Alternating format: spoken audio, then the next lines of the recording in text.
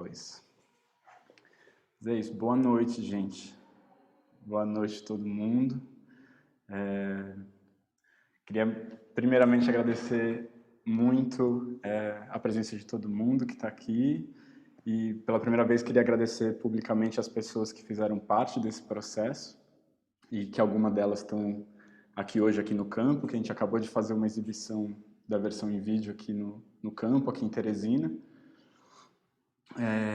Aline Guimarães, a Tauana Queiroz, o Gui de Areia, a Vanessa Nunes, o César Fantasma, Regina Veloso, Maurício Pokémon, que estão aqui no campo, Renato Circili, que está aqui, Poliana Oliveira, muita gente.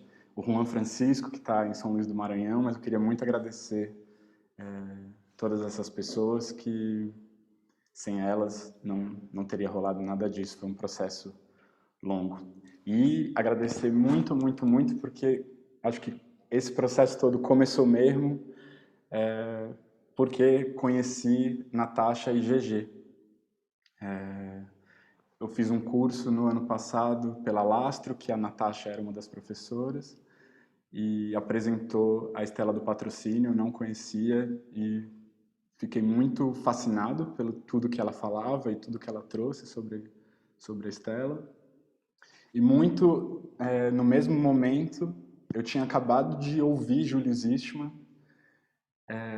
tinha ficado também muito fascinado por coisa aleatória, assim, de Instagram, e aí fui pesquisar coisas e um dos únicos textos em português que eu consegui encontrar e que era um texto muito consistente, que me alimentou muito, assim, abriu meus ouvidos para escutar o Júlio, era do GG Albuquerque, no volume Morto, na revista, no blog que ele tem, que é muito, muito especial.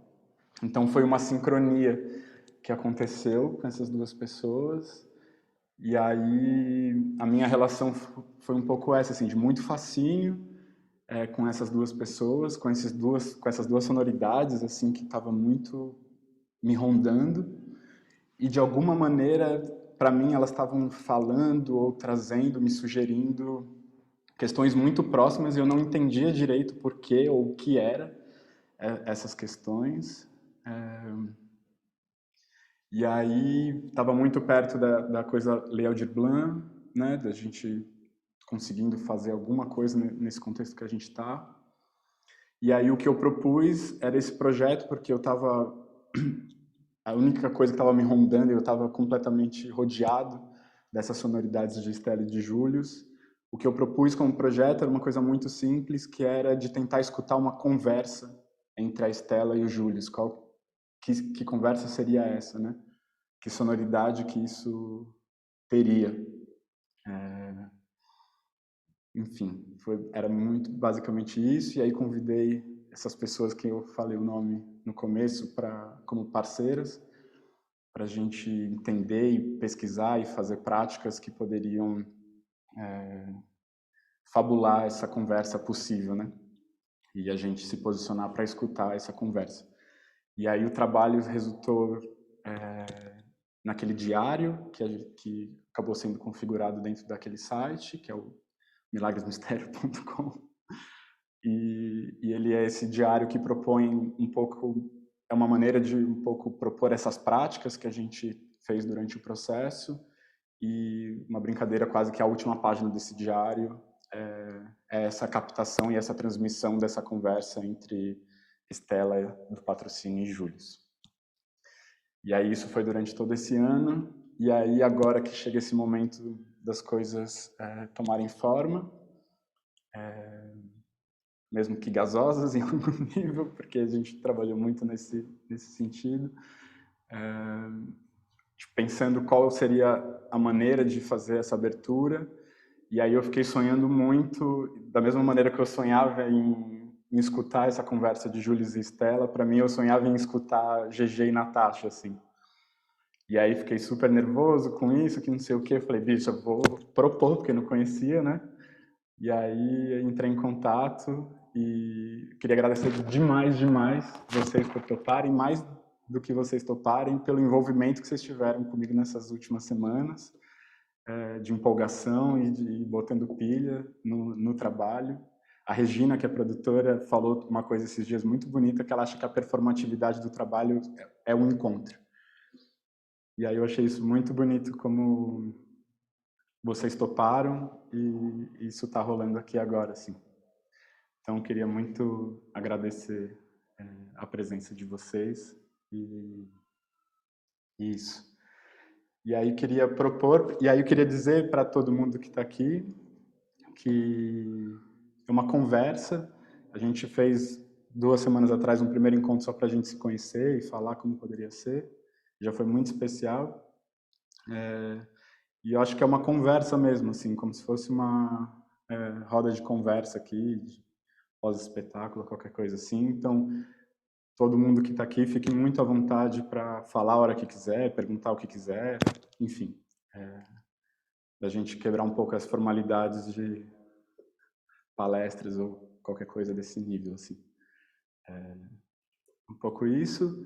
E aí a única coisa que eu queria propor como começo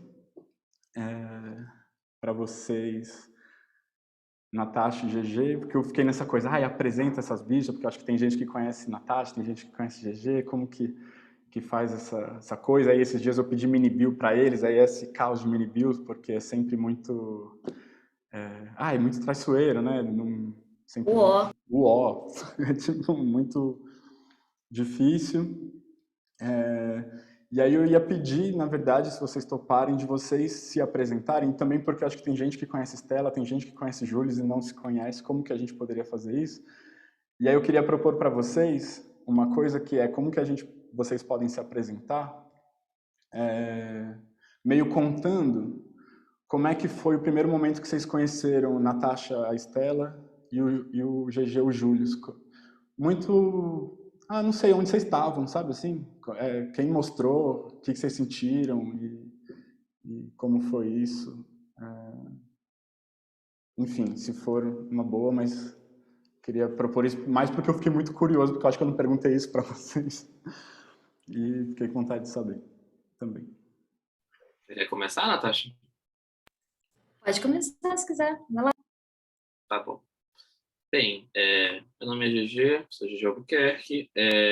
Eu, no aspecto mini bio da vida, sou jornalista e pesquiso música na pós-graduação em comunicação na UFPE, fazendo doutorado, focado em músicas eletrônicas negras. E é isso. Sou pesquisador musical, escrevo em vários veículos, blogs, sites, e mantenho meu próprio site, que é o Volume Morto, também está no Instagram como uma página. Júlio Zisman, eu conheci, acredito que 2017 ou 2016, quando foi lançado o Feminine, que era uma obra até então inédita dele, uma composição longa, assim, de cerca de 1 hora, pouco mais de 1 hora, na verdade, que tinha sido encontrada, assim, aqui no lixo, basicamente, essa composição. E aí foi regravada, né? Quer dizer, foi gravada, nunca tinha sido gravada antes. E eu estava, nessa época, trabalhando no Jornal do Comércio, e foi quando eu fiz aquele texto que você falou, né, do Volume Morto e tal. Justamente porque, como é que esse cara não tem nada publicado sobre ele aqui, já fora do Brasil também não tem tanta coisa assim. E fui atrás um pouco de entender o que tinha ali, né? Eu me encantei muito, eu estava muito interessado por música minimalista na época e me encantei porque ele tinha umas coisas que eu achava meio mágicas, assim, eu sentia na música minimalista uma coisa que me atraía, mas ao mesmo tempo em uma larga escala das produções eu sentia uma espécie de uma coisa meio muito limpinha, querendo deixar tudo muito asséptico. E no Júlio Zisman eu sentia uma ambiguidade que eu não sabia muito bem o que era, não sabia rastrear exatamente, mas que me interessou muito. Isso também aparece nas obras de piano dele. Tem uma violência grande, uma raiva e, ao mesmo tempo, uma coisa meio carinhosa, assim. Então, isso foi o que me interessou. E aí, né, o Julius Eastman, para quem não conhece, ele é um compositor que começou a fazer suas coisas nos anos 70, no cenário, né, da música de concerto de vanguarda, assim, de Nova York. Ele tocou no Sane Ensemble, que era um grupo que tinha o John Cage, o Morton Feldman, Paulino Oliveiros, assim, compositores muito conceituados no campo dessa vanguarda, né, nova-iorquina. Só que ele era um cara muito dissidente ao mesmo tempo. Ao mesmo tempo que ele participava desse grupo, ele era um cara dissidente, era um cara negro e homossexual, e estava insatisfeito com eu acho que eu percebo que ele era insatisfeito com as categorizações e indexações que esse cenário colocava, né? Ele fez algumas peças, ele fez alguns happenings assim no meio de concertos assim de John Cage, por exemplo, que o pessoal ficava muito irritado, beijando namorado, assim, levantava no meio do público, beijava o namorado. E acho que ele sempre estava provocando esse meio que ele estava inicialmente dentro, por princípios éticos, estéticos, políticos diversos, né? E isso teve um final catastrófico. Ele terminou a vida em situação de rua. As coisas dele foram jogadas na rua, foi despejado, perdeu muitas partituras de peças dele escritas. E só houve, de fato, uma redescoberta assim, da obra dele por volta de 2005, quando saiu o Unjust Malaise, que é uma coleção de várias faixas do Julius Eastman. E também saiu um livro, né, com um ensaio um ensaio biográfico sobre ele, analisando os trabalhos e a vida dele. E desde então, algumas coisas vão pingando, assim, alguma gravação de um concerto dele, descobrem alguma peça e vão gravar. E é isso. Acho que esse é o cenário, assim, de quem é Julius Eastman, como eu conheci, o que me atrai nele. Massa. Cara, eu acho que eu queria agradecer primeiro o convite, antes de me apresentar, e dizer que eu fiquei muito contente de poder fazer parte dessa movimentação toda, assim. Não conhecia Julius Eastman, nada, nunca tinha escutado falar, e eu tô as últimas 2 semanas ouvindo todos os dias, assim, me pegou muito. Tô muito feliz, assim, tô feliz de ver essa telinha aqui com uma porção de gente e tal, envolvida no projeto, enfim. Muito massa desse tipo de coisa. Bom, eu sou a Natasha, sou poeta, trabalho com performance e também conheci na mesma época a Estela, 2016. 2015, 2016, com certeza, assim. Me mandaram um PDF do livro, do Reino dos Bichos e dos Animais, é o meu nome, que é um livro que saiu pela Azougue, é uma organização da Viviane Mosé, né? E tem a proposta de, enfim, reunir o que seriam os falatórios da Estela, né? E a Estela foi essa figura que, cara, eu conheci a princípio pelo livro, né? E nesses últimos, sei lá, 6 anos, 7 anos desde então, não sei. A coisa toda em volta da Estela, minha relação com a Estela mudou muito, assim, drasticamente. E nos últimos quase 2 anos de pandemia, foi fundamentalmente, assim, mudou. Eu realmente me dediquei a tentar compreender, chegar mais perto do que seria essa figura, assim.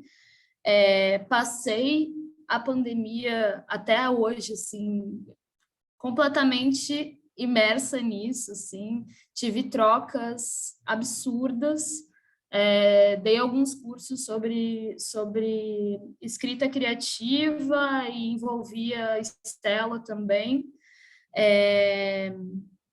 E eu estava comentando com o Bruno há 2 semanas que uma dessas mudanças se deu há alguns meses, assim, quando eu realmente tive acesso aos áudios da Estela, né?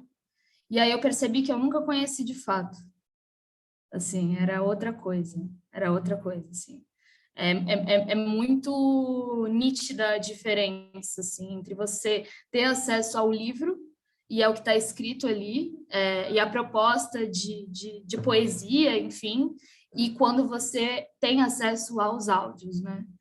E a Estela foi essa figura que, enfim, vou passar bem pincelada, assim, pela biografia, mas ela viveu mais de 30 anos da vida dela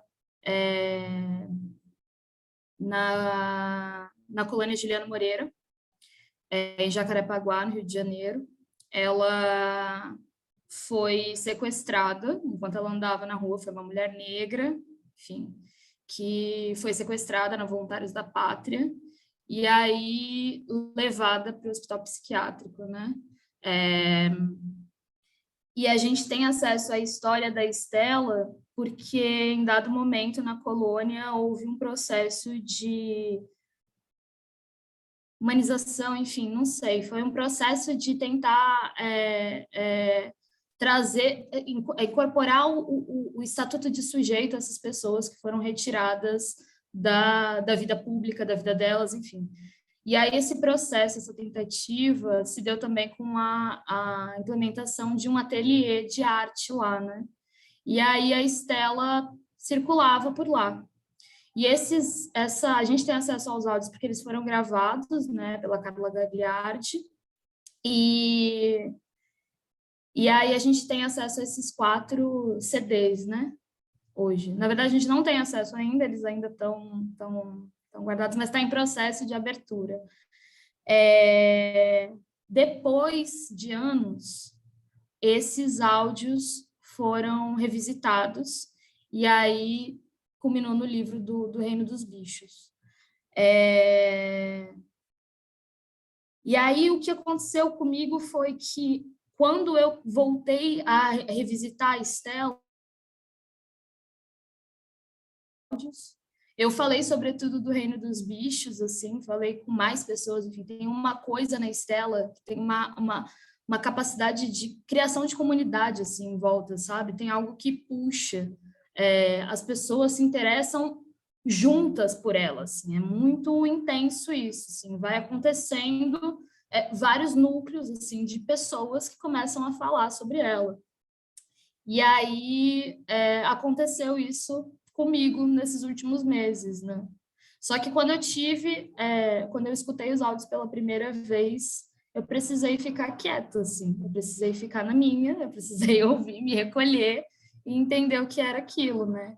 E também esse movimento de resguardo se deu quando eu conheci a Carol, Ana Carolina Vicentini, que está aqui assistindo a gente, e Sara, e hoje a gente mora juntos, enfim, são 2 pesquisadoras de Estela, e que desde então a gente tem tido umas conversas muito intensas em volta dela, né? Eu acho que é por aí, assim, mas a primeira vez que eu realmente lidei com a performance, subi ao palco, enfim, comecei a encarar o texto enquanto performatividade, foi com parte do falatório, sabe? Então, isso está lá atrás, e ao longo desse tempo eu tenho voltado, enfim. A Estela sempre esteve lá, sempre teve a necessidade de estar próximo, que eu também não soube explicar, mas me puxou muito, assim, me puxou e eu fui pega completamente. E é uma figura de quem eu não consigo me descolar também, sabe? Parece que tudo meio que vai puxando para ela. É um pouco por aí.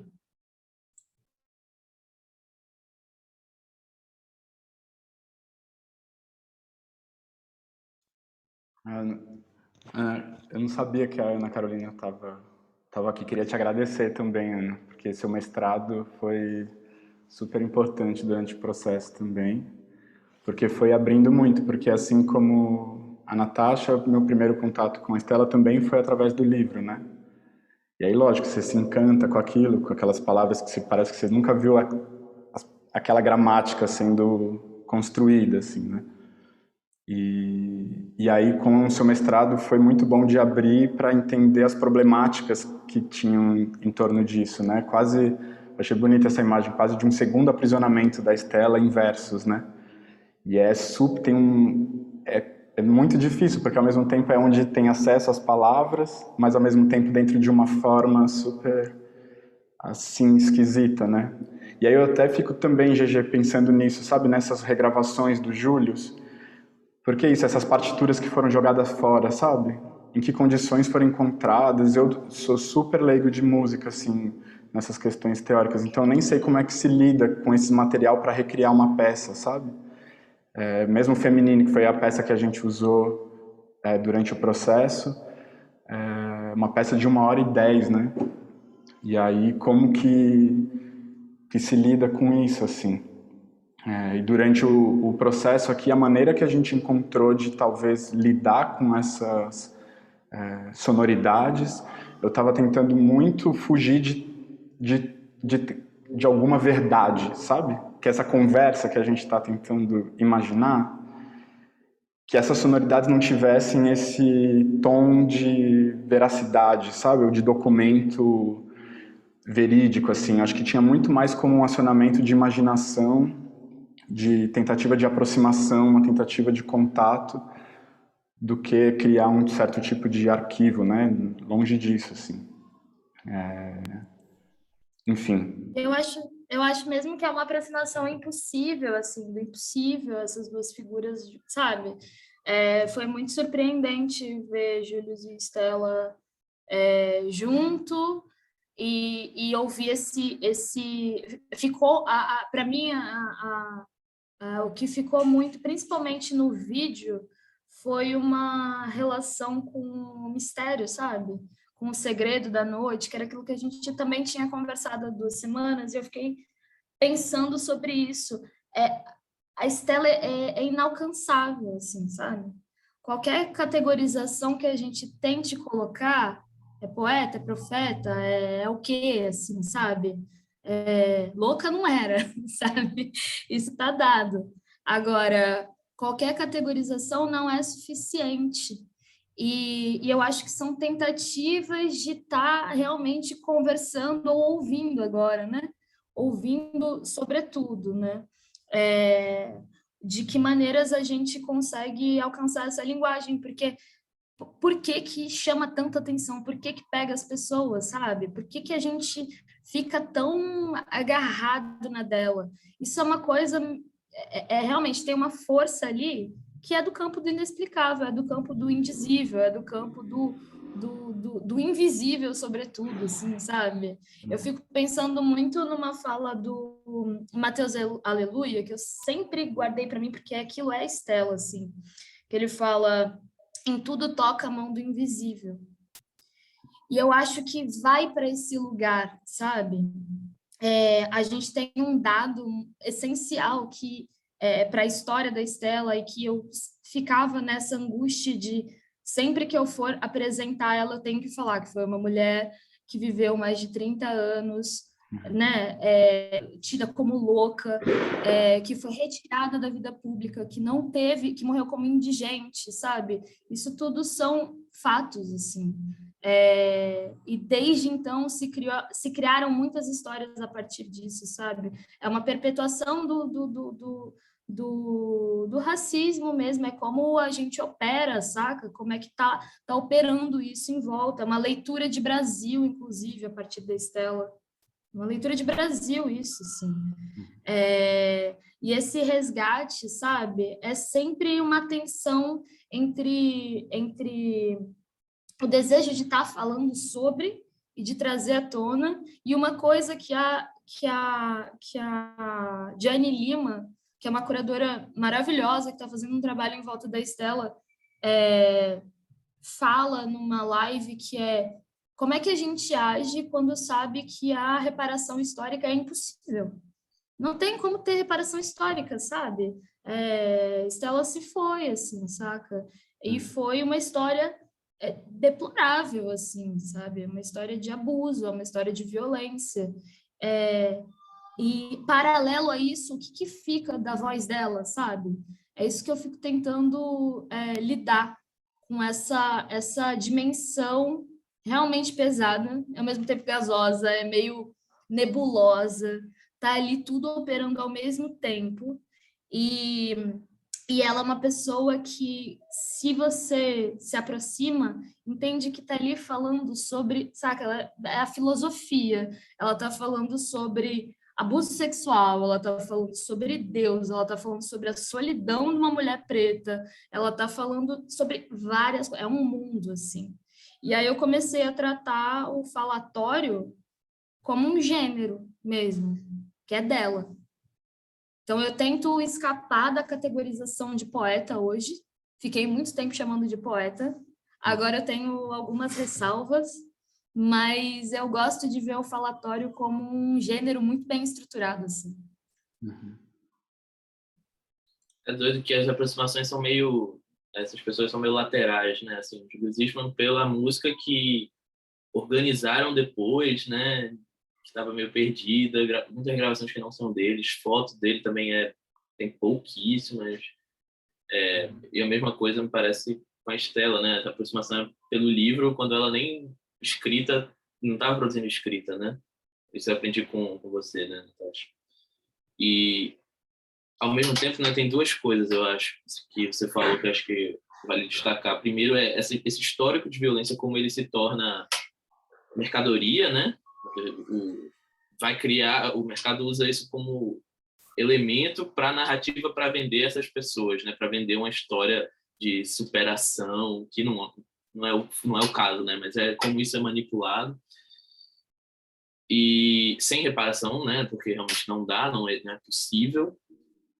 E aí eu acho, isso eu até falei, né, quando a gente conversou mais cedo, eu acho muito interessante como o trabalho propensa essa aproximação entre os dois, para além da violência sofrida, né? Eu acho isso fantástico, que é essa ideia da fumaça, né, que tem um vídeo e tudo, justamente pensando nesses corpos, como você falou, né, Bruno, corpos gasosos, se você quiser falar um pouco depois sobre isso. E, ao mesmo tempo, né, que a gente não tem acesso a essas vozes dele, agora, né, tem as gravações da Estela, mas a gente não teve o contato diretamente com eles, eu fico pensando também como essas vozes vão se proliferando, né? Eu conheci a Estela Patrocínio só de nome, né? Quando eu realmente fui começar a ir atrás de ler algumas coisas, assim, foi quando eu entrevistei Linda Quebrada, né? E tem uma música né? Tem um poema, um falatório da Estela que ela transformou em música, que ela musicou, que é Medrosa, né? E, inclusive, um verso, desculpem, gente, eu não sei nem a terminologia para usar aqui, vocês que são especialistas, vocês me corrijam depois. Ela fala assim, eu não sei fazer justiça, eu acho isso muito incrível, assim, assumir essa incapacidade diante de um quadro tão violento, né? E ao mesmo tempo em que se exige que aqueles que sofrem com a violência é que façam, né? Façam essa justiça. E ela canta isso, eu não sei fazer justiça. Acho isso muito incrível. Então, o que eu queria dizer é como também essa voz vai ecoando através de outros, né? E acho que isso é um ponto. Assim como agora a gente está tendo essa aproximação do Julius Eastman e da Estela com esse trabalho construído pelo Bruno e outras pessoas, né? Então, fico pensando nisso também. Eu acho isso muito... Eu achei muito incrível esse trabalho da Linha, assim. E de Jupe também. Jupe lançou uma música que é baseada nos falatórios da Estela. E se tem produzido muita coisa, né, em volta da linguagem dela mesma, assim. E eu acho que quando esses áudios estiverem disponíveis, muito em breve, né, Carol? Porque, enfim, a Sara Ramos é uma pesquisadora também que enfim, mora com a gente, fofocas. E ela acabou de defender o mestrado dela pela UNILA, e como parte da entrega, vai ter a disponibilização dos áudios integralmente, junto com uma transcrição que a gente fez, eu, Carol e Sara, né? Sara começou esse movimento, a gente pegou junto, ouviu, principalmente na reta final, e trabalhou esses áudios. Isso vai ficar disponível, então eu fico pensando no que vai dar dali, saca? Se pelo livro já tem esse caldo todo, imagina dali, dos áudios mesmo, o que vai se produzir em volta disso, assim, que mundos que a gente cria a partir disso também. E, enfim, eu acho muito bonito, assim, Jota Mombassa pensa muito, Estela também, aí você vê Jota falando com Lin, falando com Jupe, falando com Jane Lima, e é uma rede, assim, se forma uma teia em volta disso, que realmente é sem explicação.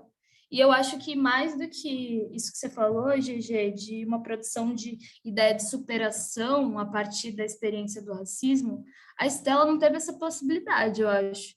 Não teve, é só produção de dor. Então, é aquela a máquina de dor ali operando, a mirada colonial ali se nutrindo dessa lógica mesmo de operação de mundo, e a coisa toda, assim, se perdendo, né?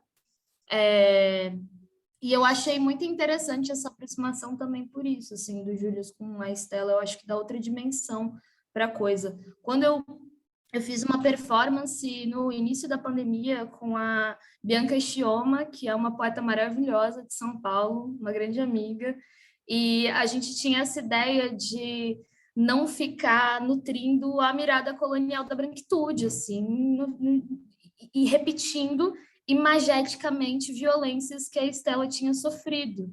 A gente queria se afastar disso para poder produzir outro tipo de relação com a linguagem dela, e atribuir outros sentidos, para que a gente conseguisse se atentar para outras coisas que não só o que foi de fato, assim, porque o que ela fala tem outros lugares também, são outros arranjos com o mundo, sabe?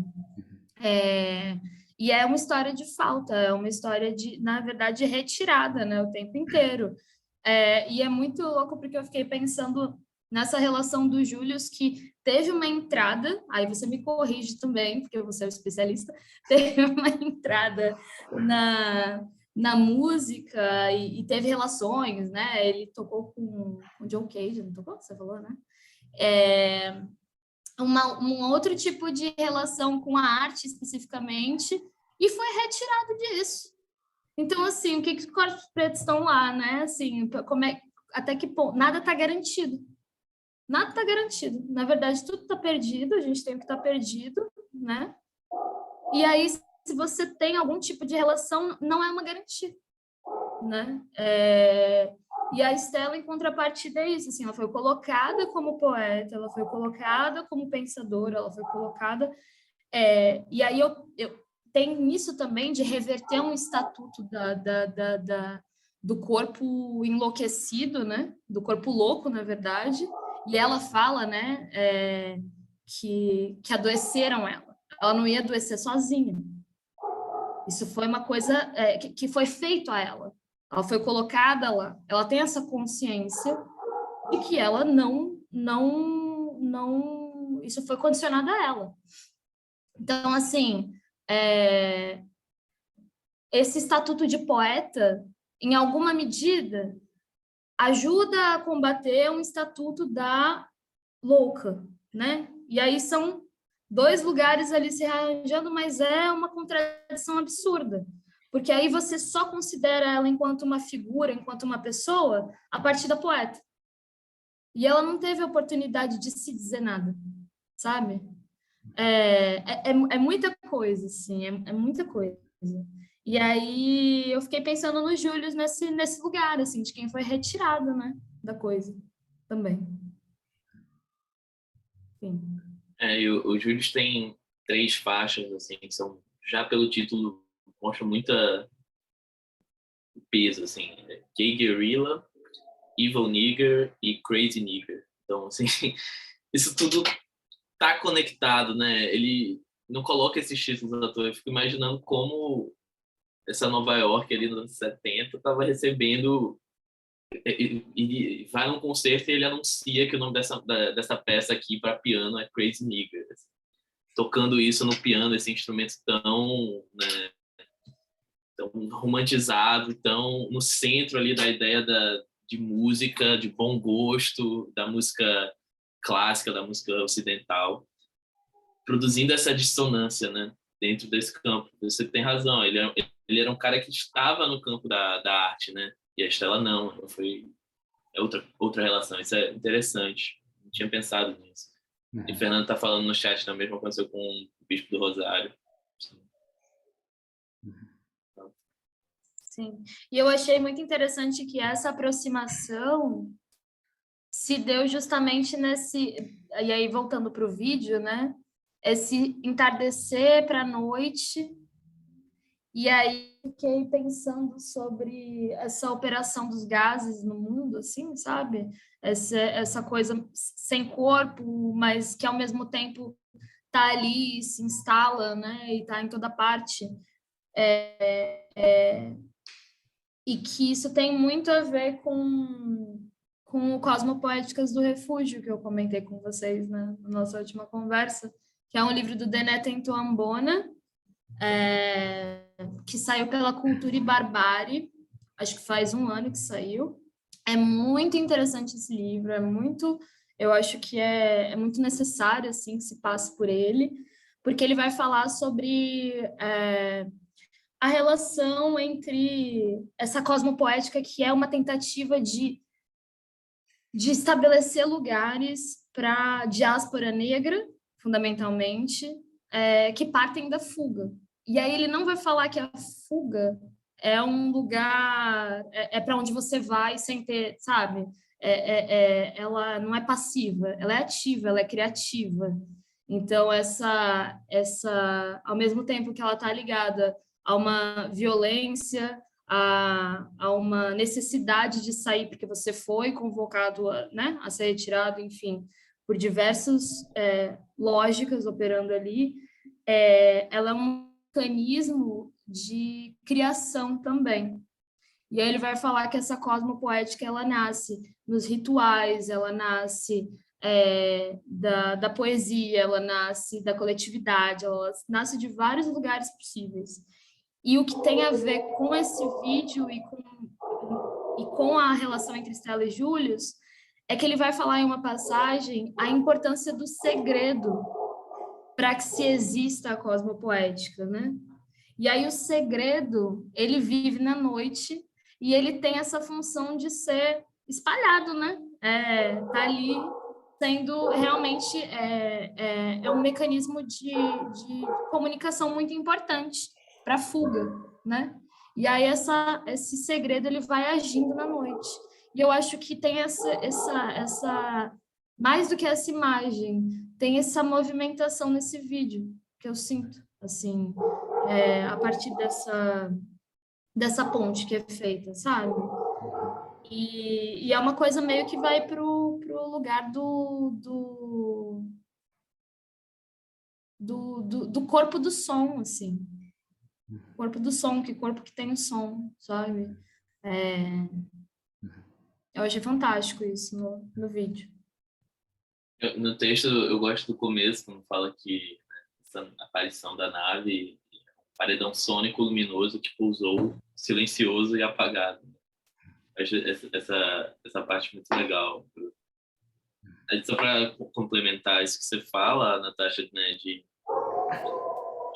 manter o mistério e tudo, eu fico lembrando, você fala, eu só lembro da história do drible, assim, do futebol, porque os dribles, eles surgem historicamente porque os juízes, os árbitros brancos não marcavam as faltas dos jogadores brancos com jogadores negros, e os negros inventam formas de se manter, né, em pé, de passar pelos jogadores. Então o drible surge dessa forma, para inventar espaços no campo sem ser golpeado e, ao mesmo tempo, de forma criativa, né? Então, o drible vai inventar espaços e vai operar uma espécie de mágica mesmo, a partir dessa inteligência cinética que está ali no corpo desses jogadores negros, né? Isso a gente pode pensar como metáfora para movimentos de dribles da cultura negra mesmo, que está constantemente tentando não ser apropriado, criando suas formas de resistência, né? Mas eu lembrei, isso, eu gosto muito também dessa ideia dos corpos sônicos e gosto desse início do trabalho, quando ele descreve dessa forma, você descreve dessa forma, Bruno, né? Sônico e luminoso, mas que chega apagado e silencioso. E eu acho que outra coisa que foi bem importante foi esse manejo das vozes, né, que estão se relacionando sobretudo com a Estela, que tem momentos que você quase não ouve, você quase não entende o que está sendo dito, assim. Você não entende, fica realmente parece que é uma poeira ali, e aí vem uma crescente a música, e aí a coisa se confunde. Eu acho que é justamente quando a gente não entende que está sendo feito o trato, assim, sabe? Está sendo feito a relação se dá ali também. E, enfim, eu fico pensando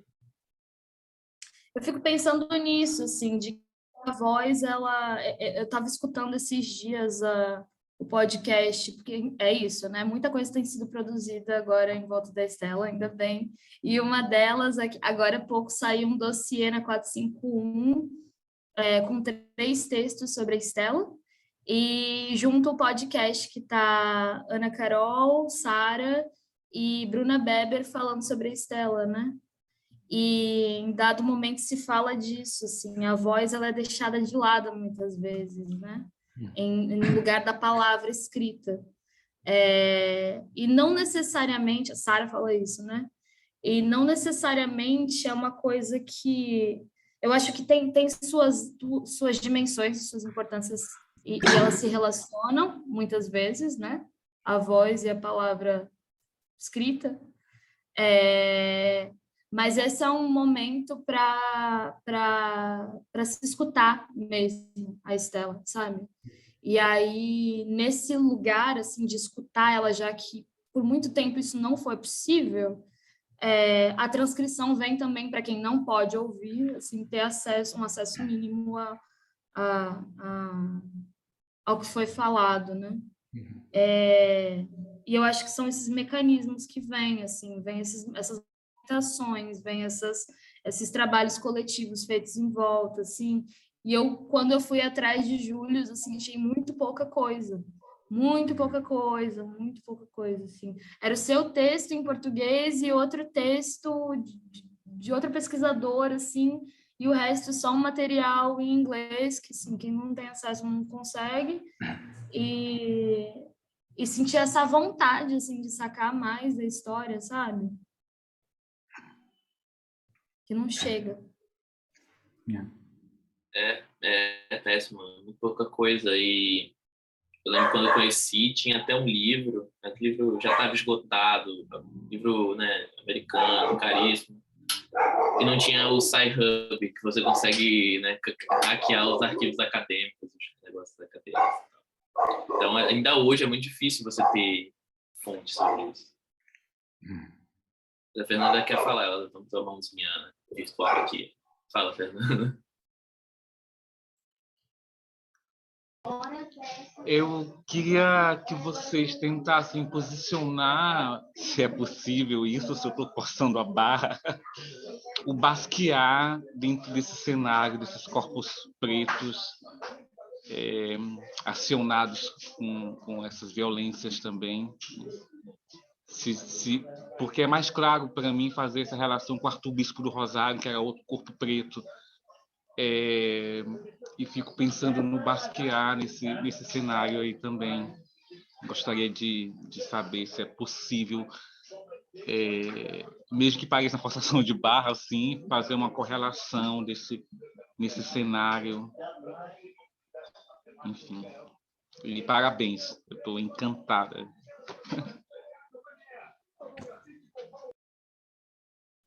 Quer tentar aí?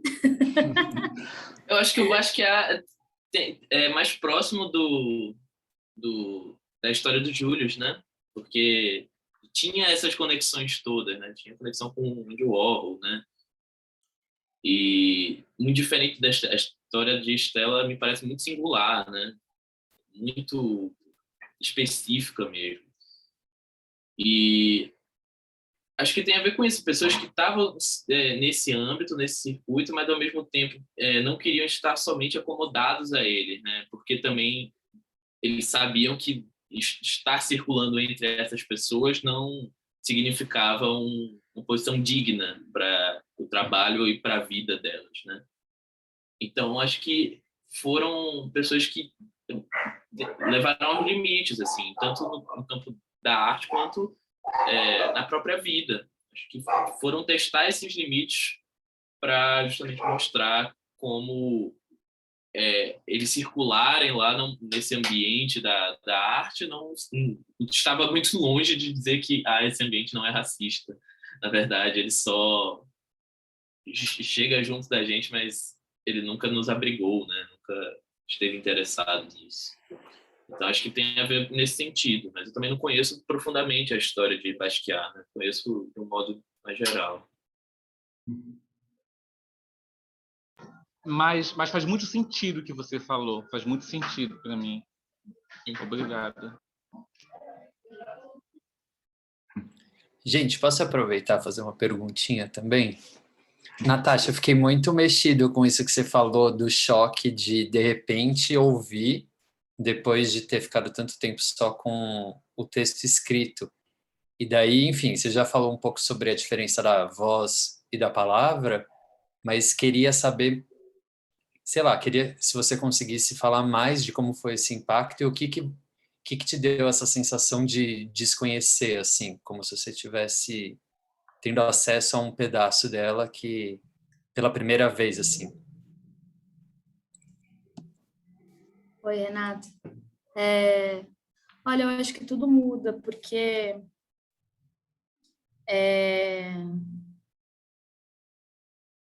o livro em si, desde o princípio, assim, a construção narrativa, imagética da capa, a maneira como é feita, com a Estela fragmentada ali, uma parte do rosto dela só, e muito destaque para a organização da Viviane Mosé, até a maneira como o prefácio é feito, o que é dito ali, a maneira como como são ditas as coisas, até a organização mesmo, as escolhas que são feitas para você transformar em poema, né? Para você fazer essa escolha, são escolhas conceituais também, sabe?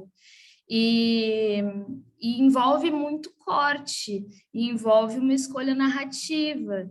Então, o que está lá não está na organização mental, não corresponde à organização mental e à proposta de fala da Estela, sabe? São pequenos fragmentos que estão lá organizados em seções e cortados em verso, né? Tem toda uma coisa do ritmo ali marcada, que não necessariamente corresponde à fala, e, sobretudo, porque tem isso é gravíssimo, tem um texto no livro que não é da Estela. Então, assim, isso é uma coisa primeiro, que é inadmissível que não tenha sido feita uma revisão, não sei que razões levaram a esse texto estar lá e não sendo dela, mas não ter tido uma revisão em nenhum momento, sabe, sobre isso, eu acho grave também. E aí você começa a colocar à prova, porque é óbvio que qualquer pessoa que se propor a fazer uma transcrição ou uma proposta de transformar em poesia, vai ter que fazer escolhas, e escolhas que não necessariamente vão agradar a todo mundo, é uma escolha, no caso da Estela, que é radical, assim, sabe? Radical.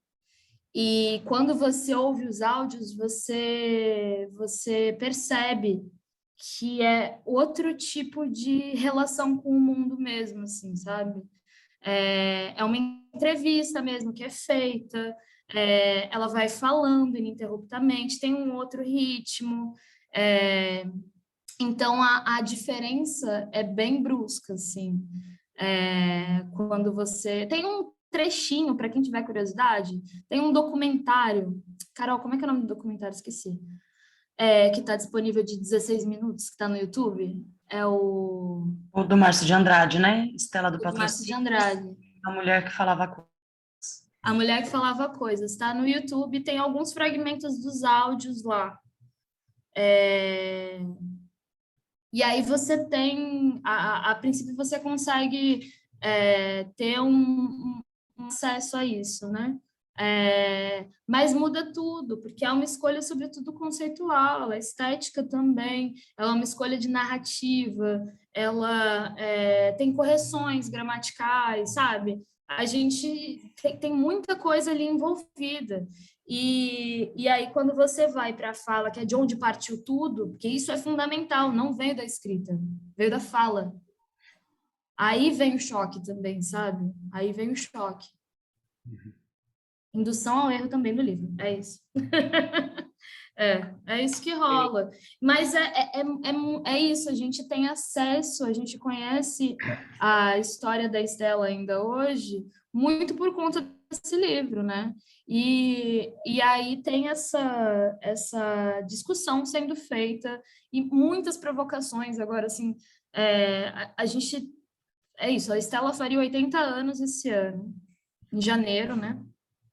E esse ano foi um ano que eu senti que foi de produção intensa em volta dela, assim, alguma produção intensa. Tanto no campo da música, quanto no campo da literatura, quanto em pesquisas que saíram que são fundamentais. A da Sara definitivamente é uma delas, definitivamente. Enfim, eu acho que a tendência é essa também, sabe? Mas para mim foi... Não sei se eu te respondi Não, bem, respondeu super. Uhum. mas... Porque parece que está para além da transcrição, né? Parece que tentaram... Daí fica muito forte essa ideia de que está no trabalho da Ana, né? De aprisionar de novo, assim. Parece que tentou dar uma forma para algo que era gasoso mesmo, sabe? Mas precisava... Sei lá, te escutando agora me deu essa sensação. Precisaram dar um formato que, sei lá, de algum jeito atendesse a alguma expectativa. E aparentemente o que ela buscava era o contrário disso, né? Eu acho que a produção, sobretudo acadêmica que foi feita, e Carol vai falar muito disso, Sara fala muito disso,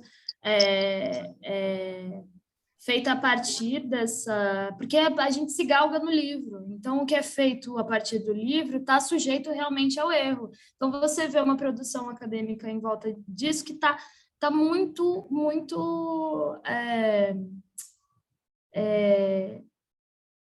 esqueci a palavra, mas pode se quebrar muito fácil, sabe?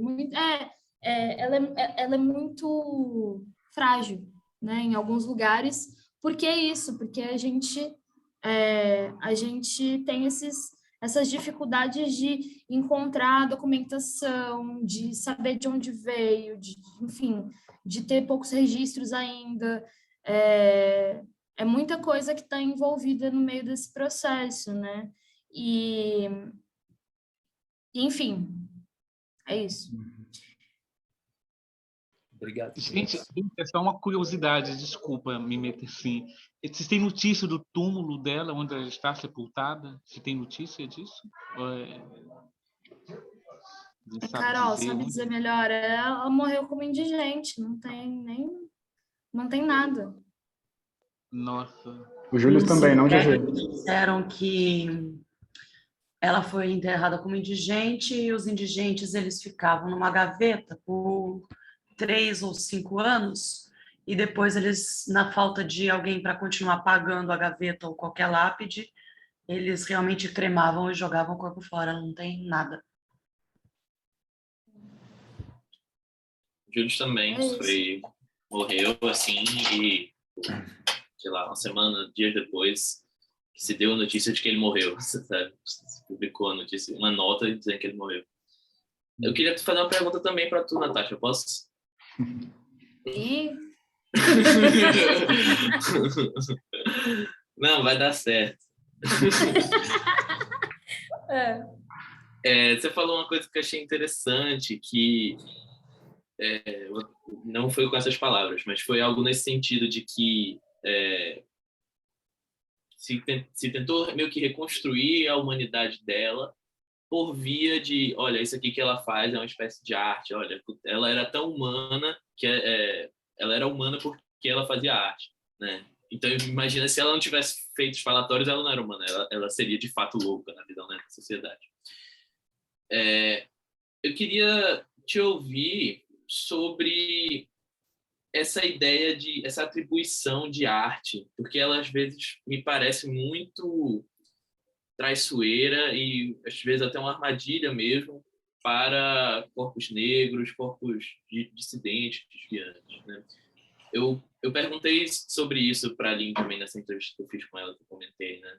E ela disse, eu sempre dizia que, ela ali falando, né? Eu sempre falava que a arte salvou minha vida, tal. Mas eu percebi que não, na verdade a arte me adoeceu. A arte me deu muitos problemas, muitos transtornos. A arte me adoeceu psicologicamente, me tirou muita coisa. E o que me salvou, na verdade, foi o meu fazer artístico, né? O meu processo de relação com a arte. E acho isso particularmente intrigante no caso da Estela, porque ela aí me corrija, me parece que ela não tinha a ideia, o objetivo de fazer arte. O que ela estava fazendo era uma outra coisa e que atribuiu-se a ideia de arte para isso. Me parece que a ideia de arte associada a ela é muito mais para esse discurso mesmo quase mercadológico mesmo, né? Que a gente tinha comentado, passado por cima anteriormente, assim, né? Para reencenar novamente essa cena de captura. Então, sei lá, queria te ouvir sobre essa ideia de arte no caso da Estela ou de modo geral mesmo, né? Entende? Ficou muito complicado? Não, entendi. Não, eu acho bem espinhoso, assim. Eu lembro muito de um curso que Lynn deu, e ela falava isso, né, das capturas do mercado e sobre a vida dela especificamente, e me pegou muito isso, que era o fato de que ela falava assim, antes eu não tinha nada a perder, agora eu tenho tudo a perder. E aí, por isso é tão difícil, assim, né? Ela falou, antes eu não tinha nada, não tinha. Agora, com uma carreira, com uma, sabe, com expectativas em volta, com o mercado ali em volta, parece que eu tenho tudo a perder.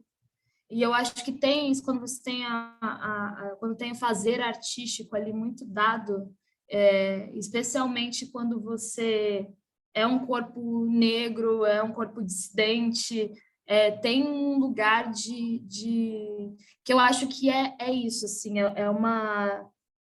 é uma noção de que não está garantido, principalmente, assim, sabe? Não está garantido. E no caso da Estela, eu acho que foi construído em volta da figura dela realmente essa ideia. Eu não posso nem ser ingênua de falar, queria se reverter o estatuto de louca para poeta, para humanizá-la e tal. Eu não colocaria nesses termos. Eu acho que se identificou no falatório dela uma linguagem muito potente, muito forte, muito única, muito misteriosa, e que ali tinha realmente uma lírica que era de se destacar, sabe? Mas o que não se pode fazer também é cair na armadilha, porque a história da literatura é feita também em volta da fetichização da loucura. A gente adora falar que um poeta era louco, adora falar, sabe? Isso existe, isso está o tempo todo, né? Parece que a história fica mais interessante quando você tem o espectro da loucura ali em algum lugar, sabe? Rimbaud morreu louco, sabe? Essas coisas, assim, do Nietzsche, tá tudo ali em volta dessa expectativa de que a loucura seja um lugar seguro para produção alguma produção e não se coloca o lugar do sofrimento ali daquela pessoa, sabe? Do adoecimento daquela pessoa. Parece que vira tudo em volta de um bem maior, que é o fazer artístico, né? Então, enlouqueça para produzir mais, assim, né? E no caso da Estela, ela não se disse realmente poeta, ela não se disse uma pensadora, ela foi colocada nesse lugar depois de morrer, né? E aí é outra situação que é complicadíssima, né? Que é você atribuir a uma pessoa negra em situação de vulnerabilidade, de abusos subsequentes no estatuto, né? E é muito complicado, é muito complexo, assim. Para mim, isso é uma questão muito realmente uma areia movediça, assim. Porque, ao mesmo tempo, eu acho que tem essa possibilidade, sabe? A gente vê muita gente em volta do falatório produzindo, fazendo projetos artísticos em volta disso, entendendo enquanto arte. Então, como é que a gente faz essas duas coisas conviverem, assim, sabe? É uma grande incógnita para mim. Não sei, me diz você, eu vou passar a bola para você, o que você acha? Eu não sei, como dizem os poetas do Brega Funk de Evitinho Louco, eu tô só calado. Assim, aí você joga para mim, aí na hora... Não, eu realmente não sei, cara. Eu não sei, eu só desconfio muito da arte, sabe? Só desconfio muito da arte, esse estatuto arte, né? E acho que eu concordo muito com você. Essa fetichização da loucura é um ponto, e acho que ela é muito manejada a partir para reforçar discursos de mercado, discursos para vender um artista, sem colocar, né, a violência que foi sofrida, o racismo que está diretamente conectado a essa atribuição de uma ideia de loucura. Então, não sei, é isso. Às vezes eu fico sentindo que a arte é uma armadilha, sabe? Mas é isso, acho que você falou muito bem. As dúvidas também estão comigo, eu não sei responder, não. E a gente voltou para o Basquiat. Sobre críticas negativas ao Basquiat, que diziam que ele não produzia bem se não estivesse sob efeito de drogas. Então, pois é. Tem essa expectativa, assim, né? E é um grande assédio também, né? É assedioso você colocar uma pessoa preta nesse lugar. Recorrente também, né? Não é novidade, né? As letras de Djavan não fazem sentido, né? Lembro que o Jornal Sim. Globo tinha um prêmio Djavan de letra nonsense. O próprio Djavan explica a música dele, assim, resposta. Enfim, é normal, né? Querer fazer de louco, né? Fazer esses caras de loucos, de pessoas que falam pro nada, falam com as paredes. Sim. Mais uma violência, né? O Fernando está dizendo, sim, com certeza. Sim. Natasha, eu tenho uma pergunta para você também. Todo mundo te compartilhando. Mas, assim, até ouvindo, eu já estava pensando nisso, mas ouvindo vocês conversando, essa ideia de desconfiar da arte, desse estatuto, e aí você, como artista, fazendo um percurso que é um pouco o oposto do percurso que acontece com a Estela, né? Que ela é um falatório que é transformado em livro, e você publica um livro e depois da publicação entra nesse processo de transformar o livro em performance, né, de falar. E eu não sei, assim, em que medida você, como artista, essa sua pesquisa, esse seu convívio com a Estela te marcou para esse caminho, e se isso também não é uma forma, né, de estar em fuga, né, de estar desconfiando da arte, de não entrar nesse verso preso, não sei. Mas fico pensando um pouco nisso, né, de como esse caminho de escolher a fala também é uma escolha, né, estética importante. Né?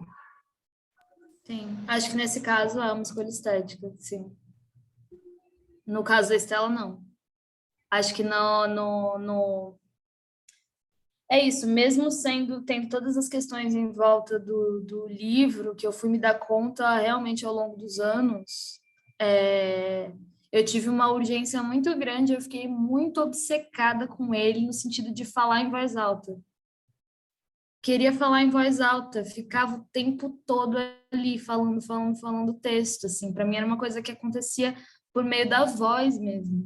E aí eu fui decorando os textos, assim, fui decorando o que estava lá, e aí junto a isso veio uma ideia de uma noção do meu corpo, assim, eu fui entendendo mais como o meu corpo reagia à escrita, como eu queria que a escrita se manifestasse a partir do meu corpo. Eu acho que isso veio muito forte junto com a aproximação da figura da Estela, assim, e isso se intensificou mesmo nos últimos meses. Mas aí foi numa outra ordem, foi na ordem da troca, na ordem de ouvir dizer, de ver as pessoas falando, as produções que estavam lá, escutando a Linda Quebrada direto, vendo outras produções realmente ali emergindo e tal. E isso impacta o texto mesmo.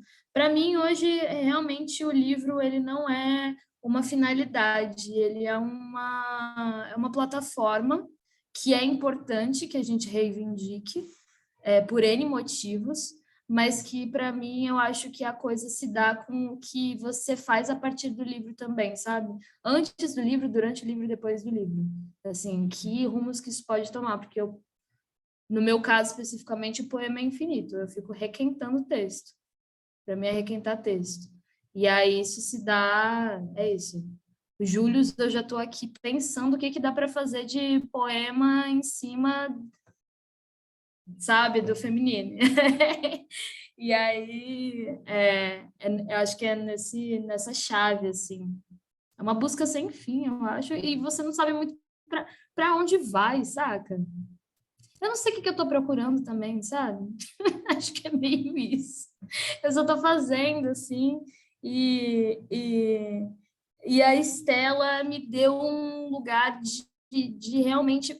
Fugiu do meu controle, assim. Eu não tinha já nem um pouco controle sobre o que eu lia e o que eu fazia com aquilo. Mas aí, à medida em que foram aparecendo pessoas, e eu fui conversando, e aí peças de teatro, música, tá. Eu falei, cara, não tem, sabe? Não tem fim mesmo. Não tem fim mesmo. Né?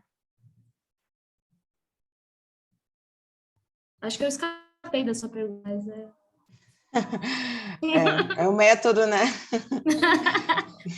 Procedimento. Mas Procedimento. também fico pensando nisso, assim, de como a história da literatura precisa desse confinamento da escrita, né? E aí, para a Estela ser lida e legitimada, mesmo que isso tenha sido uma coisa, né, que não foi requisitada por ela, né, almejada, enfim, tem que ser por meio desse livro, numa editora, com todos esses símbolos, né? É um selo, né, de aprovação da existência da pessoa, parece. É quase isso, assim, né? E aí eu quero ver, estou muito curiosa para ver o que vai sair a partir desses áudios mais quando eles estiverem jogados no mundo mesmo, assim. Acho que muita coisa vai vir. Muita coisa mesmo.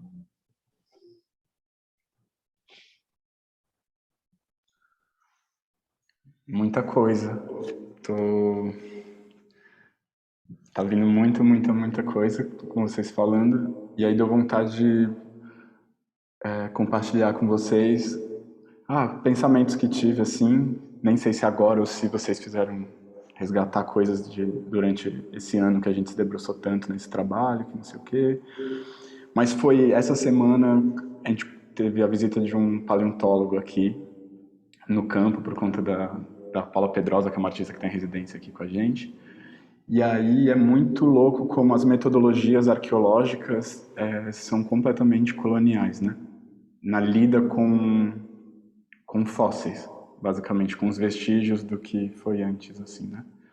E são dimensões temporais muito surreais, né? Coisas de milhões de anos, coisas de milhares de anos, blá, blá, blá. E aí eu perguntei para ele, porque ele estava falando muito dessa relação da representação que a arte faz com a arqueologia, que é, a partir dos vestígios e dos estudos que se faz, precisa ter uma representação imagética daquele mundo. Precisa ter uma imagem, né, de como era aquele corpo, como é que era um paleontólogo, como é que era aquele dinossauro a partir dessa ossada. Então são elucubrações e se chega numa forma, né, chega numa imagem, assim. E aí eu perguntei para ele se tem algum tipo de estudo de pesquisa que tenta investigar as sonoridades desse tempo. E aí ele respondeu que o único método é a imaginação para esse tempo. Eu achei muito sensível, assim, também, da parte dele falar isso, enfim. E aí isso, para mim, se conectou com uma fala da Diane Lima também, que eu ouvi ela falando na abertura dessa exposição que vai vir a ser feita, né?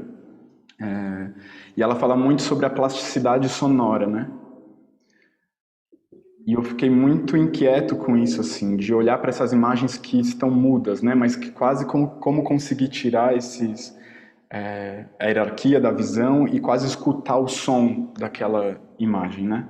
E aí foi muito doido, porque caiu uma ficha para mim, que era quase como se as palavras fossem imagens também, né? Dessa voz, assim. E nada, e fiquei pensando sobre isso, e aí era uma coisa que eu queria trazer, porque eu acho que no trabalho, por exemplo, a imagem que se tem é de um paredão no meio daquele mato, né, e da fumaça. E o paredão foi escolhido muito intuitivamente, porque no começo da pesquisa, a ideia era que fossem 2 paredões que fossem, um com a sonoridade de Stella, outro com a sonoridade de Julius, que a gente ficcionalizou aqui, e fossem dar um rolê por Teresina até o momento em que eles se encontrassem num ponto e essa conversa acontecesse, né? E aí, por conta de logísticas e tempos e ritmos e pandemia e tudo mais, a gente acabou, enfim, continuamos trabalhando e chegamos se aprofundando mais nessa questão dos corpos gasosos, e aí a ideia foi quase um concerto para uma fumaça, né? Quase o que a gente poderia aprender com esse corpo gasoso, com a fumaça. E o paredão, acho que teve muito uma escolha de amplitude sonora, primeiramente. De como essa sonoridade podia alcançar o máximo, né? Como ela conseguiria fazer essa fumaça percorrer o espaço, não sei. E aí, uma coisa que me vem disso, pensando nesses fósseis sonoros, de alguma forma, e aí é doido escutar esses paralelos, né, que acontecem com a morte, né, e com o físico mesmo depois dessa morte, né, porque me remeteu, também te ouvindo, Natasha e GG, assim, durante, a ideia que a Denise Ferreira da Silva está começando a traçar na Dívida Impagável, que é a ideia de vida infinita, que ela contrapõe um pouco em relação à vida eterna, né? E nada, eu estou muito ansioso porque parece que eu ouvi ela falando também outro dia numa entrevista que eu acho que a próxima publicação dela vai ser em torno dessa ideia, assim. E aí eu fiquei pensando nisso, assim, nesses vestígios de infinitude através do som, sabe? Nesse fóssil que é gasoso, na verdade, né? Acho que, não sei, tem algo aí, não sei. E aí só queria trazer das coisas que o GG também falou, dessa coisa do corpo gasoso, foi mais ou menos por aí, queria trazer também para seguir ouvindo mais vocês.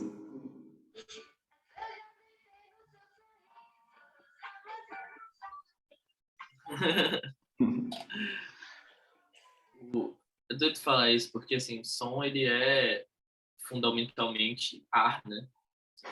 O som é o som no vídeo ele está se interagindo com a fumaça.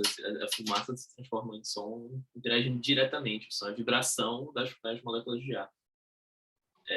Ao mesmo tempo, o grande impacto do som ele é físico, né? O primeiro contato com o som ele é físico, volume de som, né? Quando você está de frente com um paredão, o som bate em você. Antes de tudo, antes de você ouvir, você está primeiro sentindo aquilo, né? As frequências subgraves que o paredão de som tem, e música eletrônica trabalha muito com isso, está nessas frequências subgraves que a gente não ouve, mas que a gente sente na nossa pele, né? Então eu fico pensando nisso. Eu acho que o som ele é ao mesmo tempo ele é uma coisa assim gasosa, meio inapreensível, mas ao mesmo tempo ele é muito físico e visceral, né?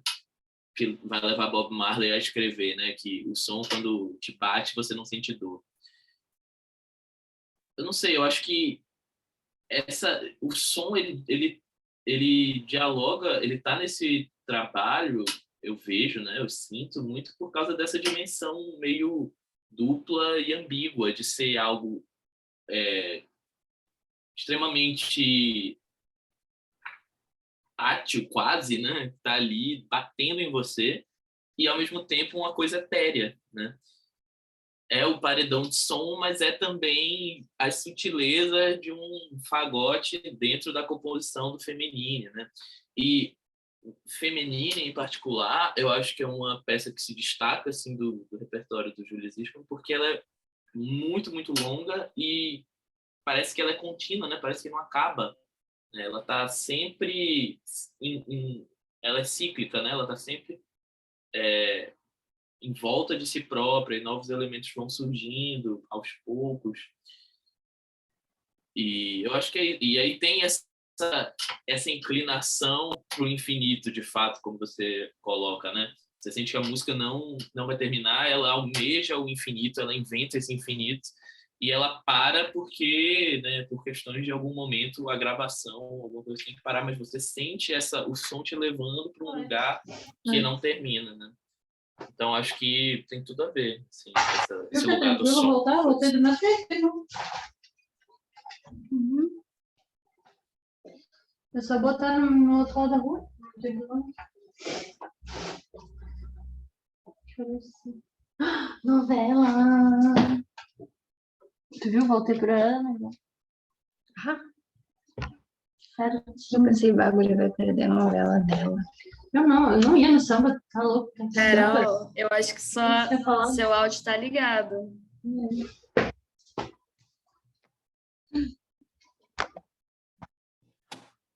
Deixa eu fazer uma pergunta, por favor, para você que se abriu assim lá. Se tem a data de nascimento de Dona Estela? Ih, gente, agora de cabeça eu não tenho. Carol, quanto foi? Dia 2 de janeiro, não foi? Dia 9 Não. de janeiro 9 de janeiro. de 41. A gente tem que fazer uma celebração. Convoco a todos nesse momento, aos que sobreviveram ao Réveillon. Obrigada. Eu vou programar algo. Quem sabe uma enorme fogueira aqui. E Fê, teve essa grande coincidência também que durante o processo, já estava no meio do processo, eu não tinha me dado conta de que Estela e Július viveram exatamente no mesmo período de tempo de vida, assim. A Estela nasceu dia 9 de janeiro de 41 e morreu dia 20 de outubro de 92, e o Július nasceu dia 27 de outubro de 40 e morreu dia 28 de maio de 90. Então, o Júlio foi 40 a 90 e a Estela de 41 a 92, o tempo de vida. Teve essa sincronia ainda. São dois tempos que se sobrepõem, né? Justaposto, assim, isso eu achei muito interessante de ser colocado também.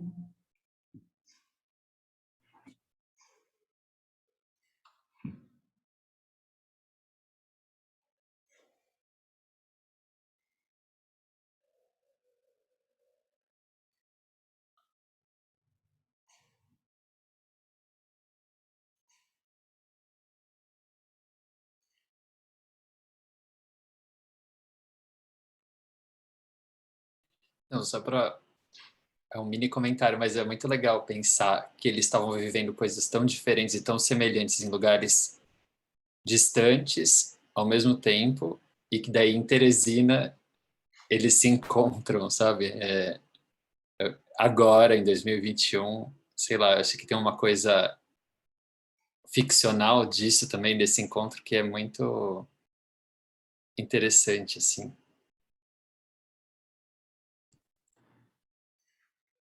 Eu não sei se chega a ser legal, né? Aquele legal parece que é quase como se eles se encontrassem para dar um rolê. Acho que não é, não é nesse lugar. Eu acho que eu acho que é uma conversa difícil também, sabe? Acho que isso precisa ser colocado em alguma medida, né? Não foram vidas, até onde eu conheci também de Júlio, né? Não foram vidas delicadas, né? No sentido de uma leveza, sabe? É isso, é a história do sequestro, é a história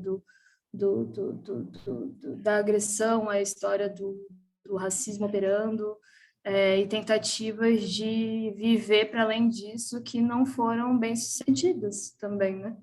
Porque era um mundo contra, né? É um mundo contra, e essa força acabou sendo maior também, sabe? Eu acho que, enfim, é isso. Eu tento olhar com mais cuidado assim para a história da Estela e do falatório em si, porque não tem como descolar da realidade também, né? E eu acho que isso, no texto que apresenta o vídeo, né, os textos que apresentam o vídeo, e a proposta das 3 noites também, né, de digerir, de dar tempo para isso, não está descolado da realidade, sabe?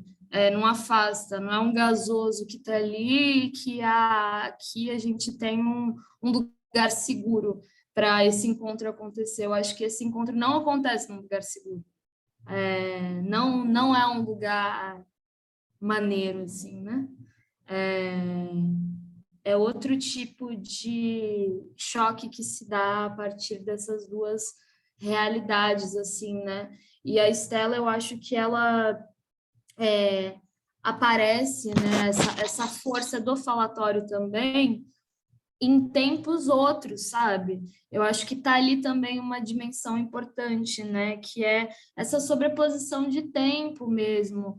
É uma coisa que é do futuro também, é uma coisa que é do passado, do presente e do futuro ao mesmo tempo, né? E isso pode parecer algo, eu acho que em alguma medida é também um lugar que a gente fala muito, né, na arte, né, do cruzamento entre passado, presente e futuro, mas eu realmente acredito que está operando de fato isso quando ela fala, sabe? Essa densidade é notável. E a história de uma pessoa que não queria estar lá, sabe? O para fora, eu quando era viajante, eu quando queria pular muro, eu quando essa coisa que ela é agarrada para a violência sexual, ela é agarrada para a relação sexual, ela é um jogo de forças assim que ela não vence, não tem condições de vencer porque é um mundo realmente contra ela, né? São essas coisas que estão em curso, assim, eu sinto.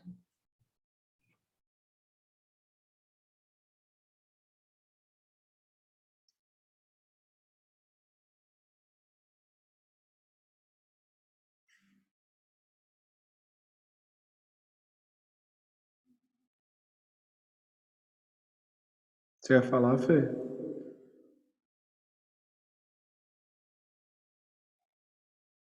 Eu ia, mas eu desisti. Mas é porque quando Natasha falou sobre do passado, do presente e do futuro, e isso me captura muito, porque eu estou tão exausta de que existe presente, passado e futuro. Eu tenho tanta raiva dessas palavras, eu tenho tanta raiva da gramática. Ai, que acho que ela nos empobrece demais. E eu sou essa crítica ferrenha da linguagem, né? Porque, para mim, Estela está metaforicamente viva, né? Enfim, eu tenho tentado me controlar para não me emocionar.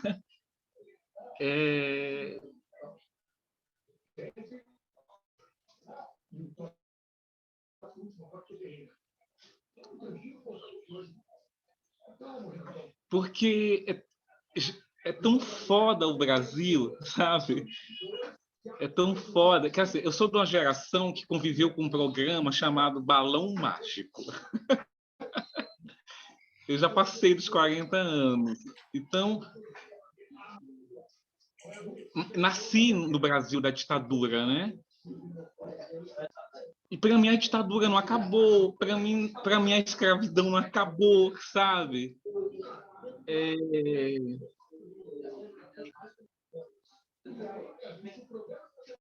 Então, assim, é difícil, sabe? É difícil realmente acordar todos os dias no Brasil.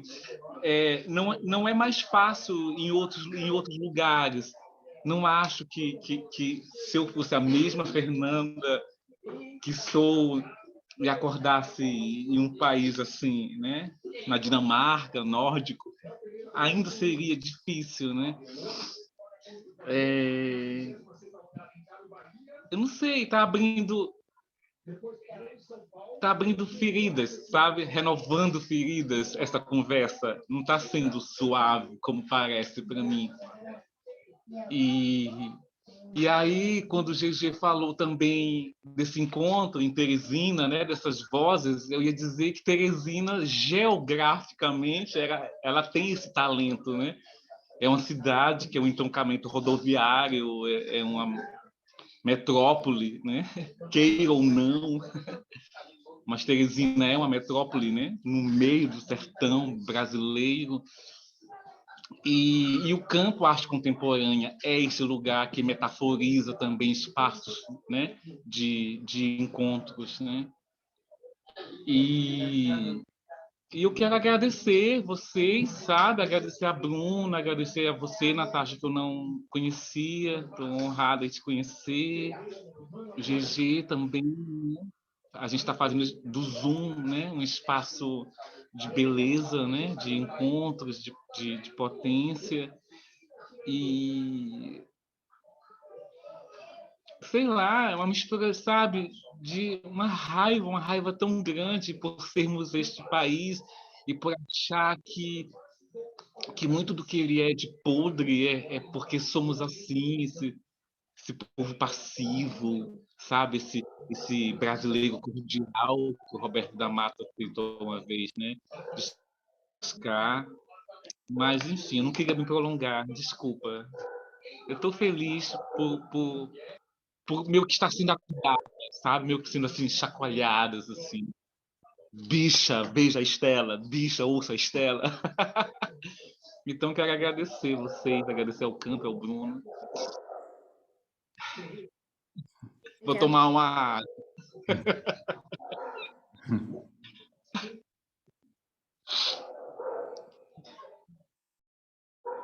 Pois.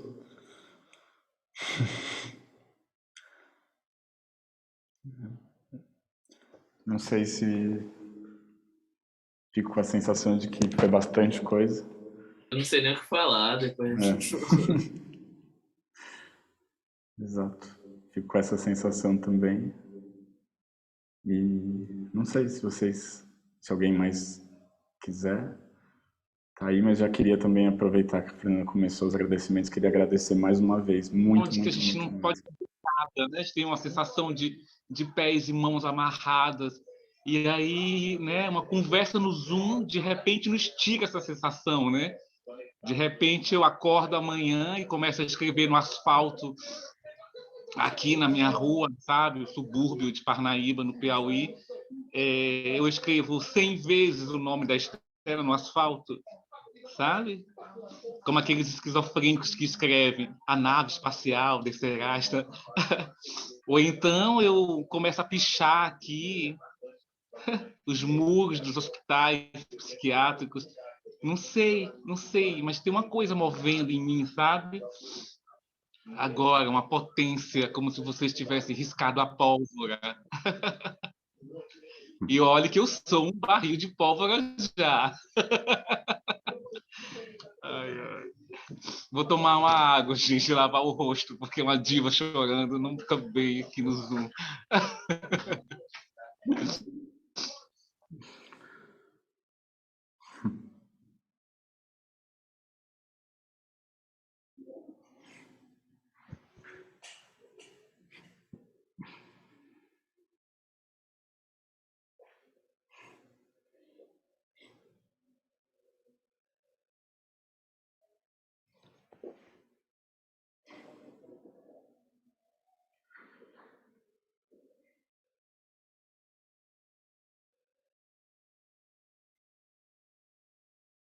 Pois, obrigado, Fê, também.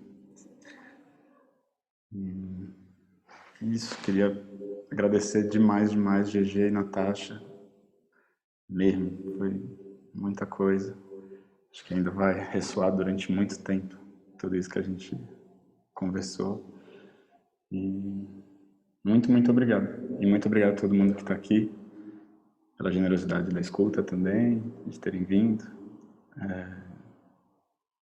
Isso. Obrigado, boa noite para todo mundo. A gente já se encontra por aí também. Obrigada, gente. Obrigada, GG. Adorei a conversa. Natasha, Bruno. Obrigada, Bruno. Boa Obrigado. noite para vocês. Boa noite. Pois vou deixar o link, então, vou ver como ficou aqui e libero também para a galera. Pois bem. Boa noite.